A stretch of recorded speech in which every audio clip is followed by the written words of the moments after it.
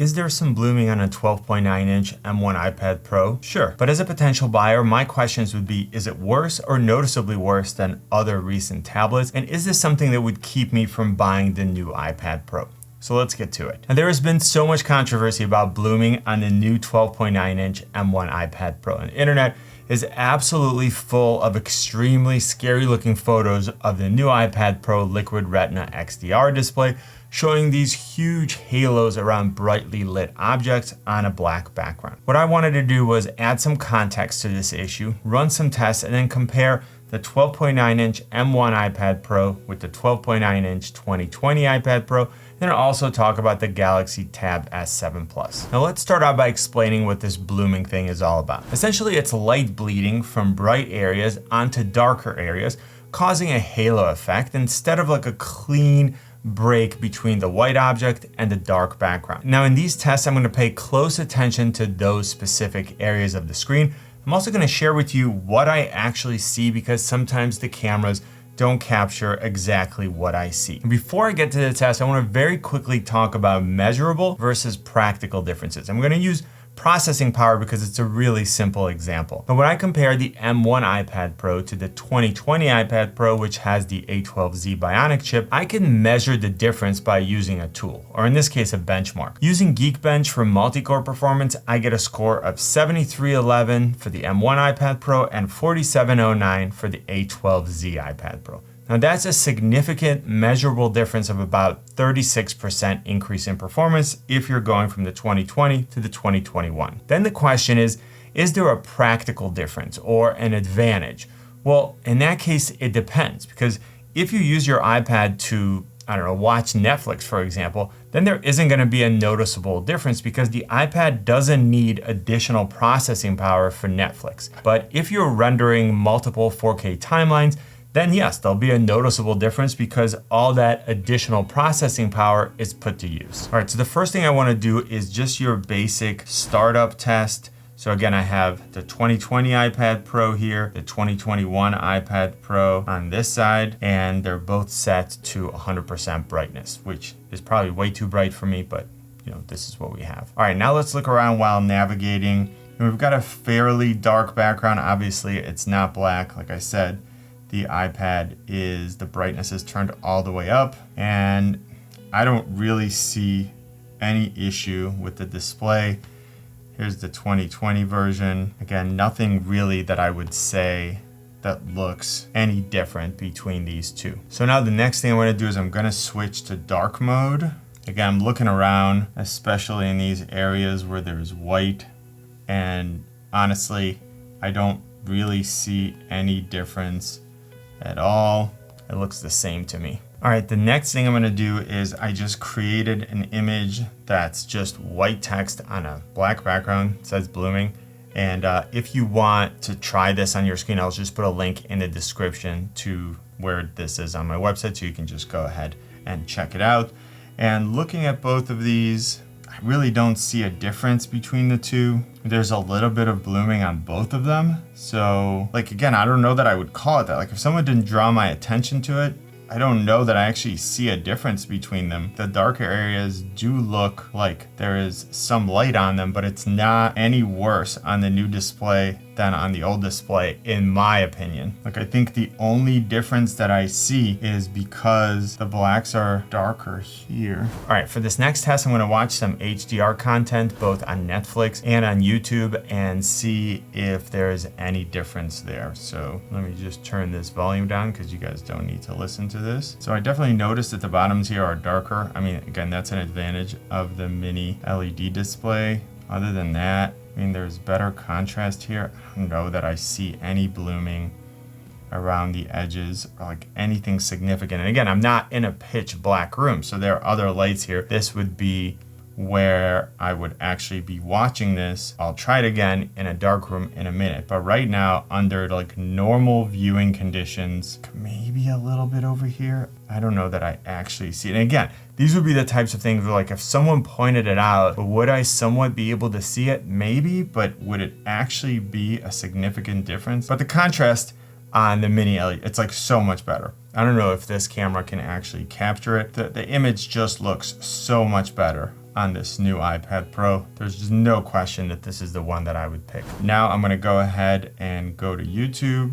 So again, now I'm watching some HDR content on YouTube. I'm not really seeing like any negative impact. Like this image just looks so much better than this one. Yeah, I mean, it's brighter. There's better dynamic range. It's just a better image all around. And again, you can see it right here in the brighter areas. Again, I don't know what this camera can capture, but I don't see anything that would distract me from watching. And also, I'm not even looking at it head on, which would be even better. I'm sort of looking at it at an angle. Nothing really that I see that would be an issue. All right, now the next test that I want to run will be reading on Kindle, because I do read white text on a black background. So this would be a perfect example of where this might actually be an issue. And by the way, I've read this series, Scott Wolf. The first one is called Waking Wolf. I've read the whole series a couple times. It's awesome. Definitely check it out. I'll put a link for you in the description. It's one of my favorite series of books. But going back to the actual displays, again, white text on a black background, this is where it would be at its worst. I'm not seeing anything that would, and there's just nothing that's like standing out where I would be like, oh, this is terrible. Again, I'm trying to really look and see if I could find a meaningful difference. And for my eyes, for what I see, I just can't see a noticeable difference.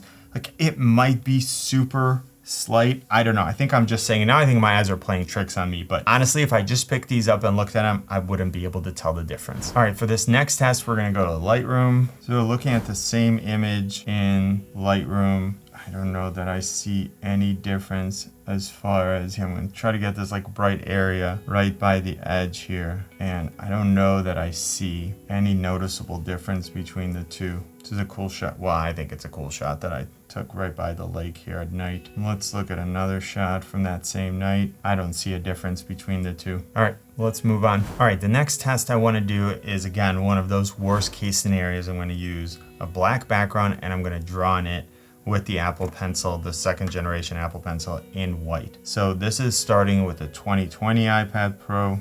Yeah, and you know, white on black. It looks fine to me. Again, I'm trying to get rid of some of the reflection, but sort of in this normal user environment, I don't really see an issue with the 2020 iPad Pro. Now I only have one of the second generation Apple Pencil. All right, so now I'm gonna just pair it with this second iPad, same situation.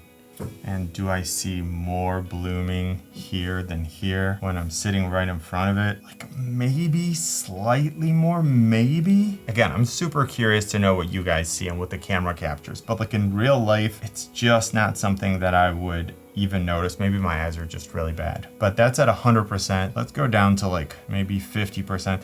This is more like the actual brightness I would use, because the other one is just way too bright. I'm like, I see nothing as a difference. All right, let's get you back up to 100%, and then we can move on to some tests in a dark room. But before I get to that, if you've gotten value from this video so far, give it a thumbs up. It lets me know what kind of content you like so that I can make more of it. And I still see that over 90% of you are new viewers, so hit that subscribe button. All right, so now what I did is I went ahead and turned off the two lights that are in front of me. So there's still lights behind me, but now there's a lot less reflection, or there's no reflection because there's no light coming from in front of me. And when I look at both of these, again, so in this environment, I do see blooming, but honestly, I see it sort of on both. Like on both of them, it looks like the areas that are around the white have this slight halo effect to them if I'm looking at it at 100%. Now, the problem with looking at it at 100% is that it's so bright. Like I would never actually be able to use the iPad this way, but it's so bright that you get like light trails almost. So once you stop looking at it and you sort of try to move your eyes to a dark area, you can just see like the white lines. So do I see some sort of artifacts outside the white lines? Yes, but I do see them on both of them. And now what I'm gonna do is I'm gonna grab the Tab S7 Plus. This is a Super AMOLED display. Again, I'm gonna use a black background and write on it in white. So here we go. I've got it. You know, it's not quite as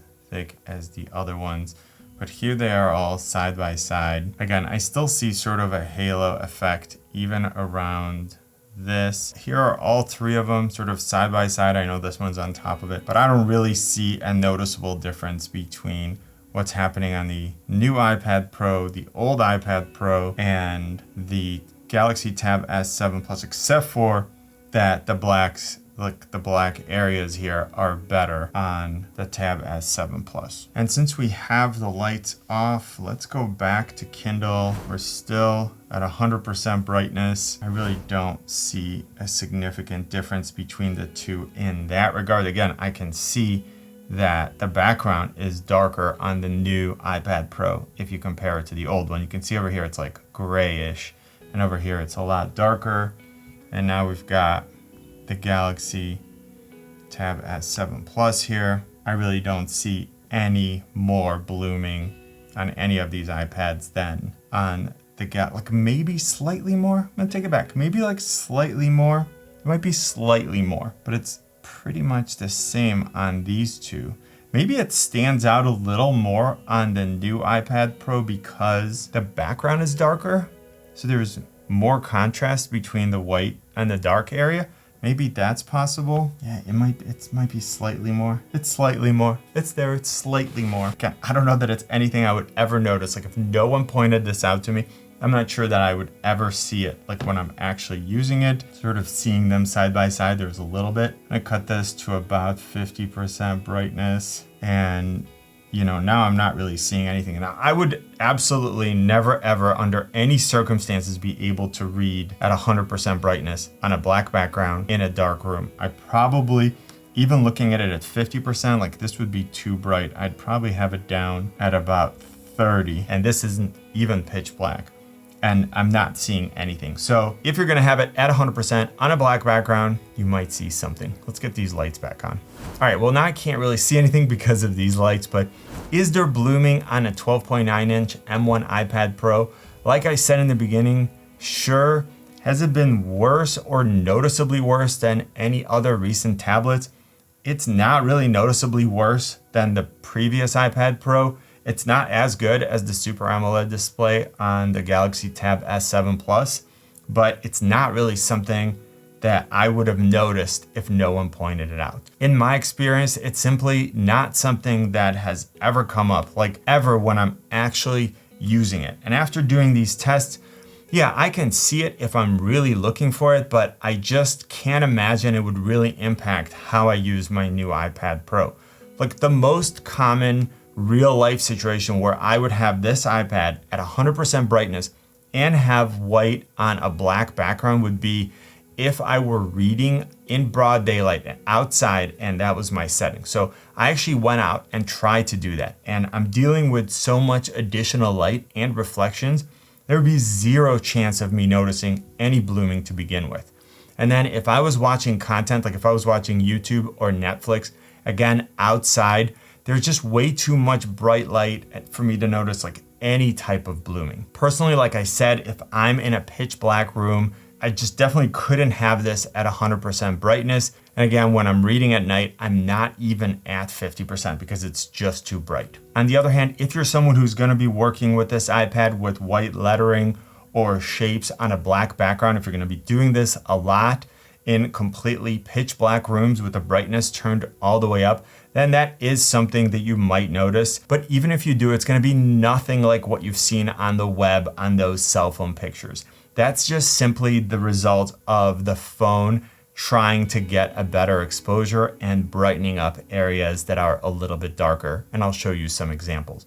For everything that I did, from watching content to reading, photo and video editing, gaming, and just general office type work, this potential issue, if you want to call it that, just hasn't been a concern. Like maybe it's just my eyes, maybe my eyes are terrible, so just let me know what you think. Remember that I have links in the description to all the products I talked about. Hopefully this video was helpful. Click on my face to subscribe and then watch one of these videos. You know what I always say, buy it nice or buy it twice. Good luck and see you soon.